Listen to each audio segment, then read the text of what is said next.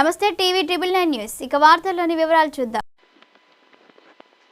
మంచిర్యాల జిల్లా మాజీ కేంద్ర మంత్రివర్యులు దివంగత కాకా వెంకటస్వామి వర్ధంతిని పురస్కరించుకుని చెన్నూరు ఎమ్మెల్యే కార్యాలయంలో ఘనంగా నివాళులు అర్పించిన కాంగ్రెస్ శ్రేణులు.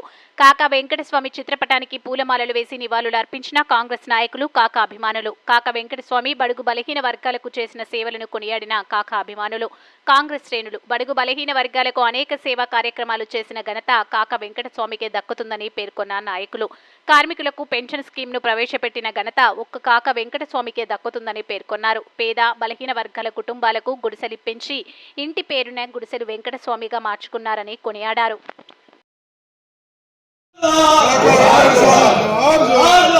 जोहार जोहार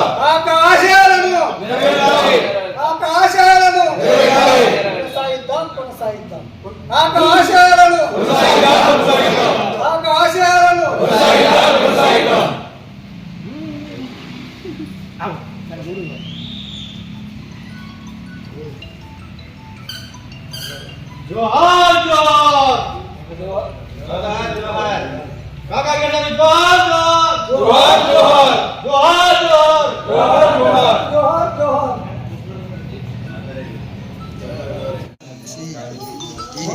पता देखना पता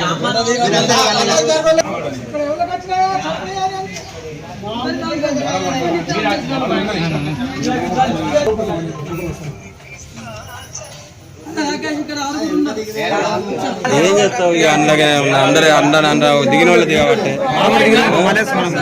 దిగిన వాళ్ళు అందరూ దిగుతాం పెద్ద పెద్ద పడితే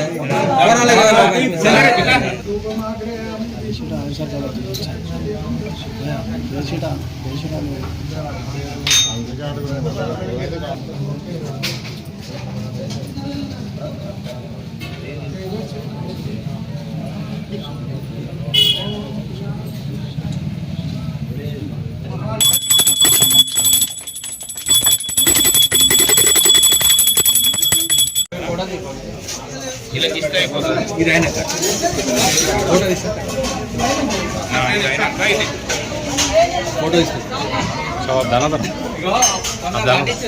पैकेट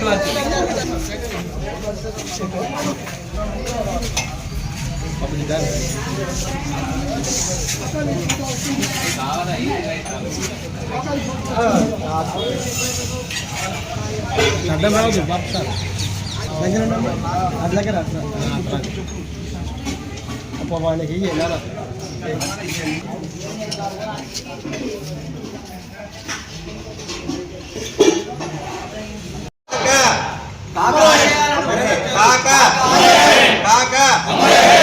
ఆశయాలను వెంకటస్వామి గారికి కాకా వర్ధంతి జరుపుకోవడం మాకు చాలా బాధగా ఉంది. ఆయన మా జనం మధ్యలో లేనందుకు చాలా బాధపడుతున్నాం.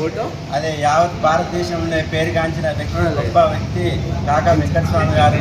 ఆయన గుడిసెల వెంకటస్వామిగా పేరు పొంది ప్రజాసేవకుడైనాడు. అదే బాటలో వంశీకృష్ణ మా ఎంపీ గారు అదే తాత బాటలో నడుస్తున్నందుకు చాలా గర్వపడుతున్నాం మేము. ఈరోజు కాకా వెంకటస్వామి గారు ఏదైతే కార్మికులకు పెన్షన్ పథకం నిర్ణయించి చాలా భారతదేశంలో గొప్ప పేరు గాంచిన వ్యక్తి కాకా వెంకటస్వామి గారు. మనకి ఎన్నో సేవలు అందించి ఈరోజు మన మధ్యలో మన గుండెల్లో ఎప్పుడూ నిలిచేలాగా మనం స్మరిస్తూ ఉండాలని చెప్పి ఆయన పేరు కొనియాడాలి.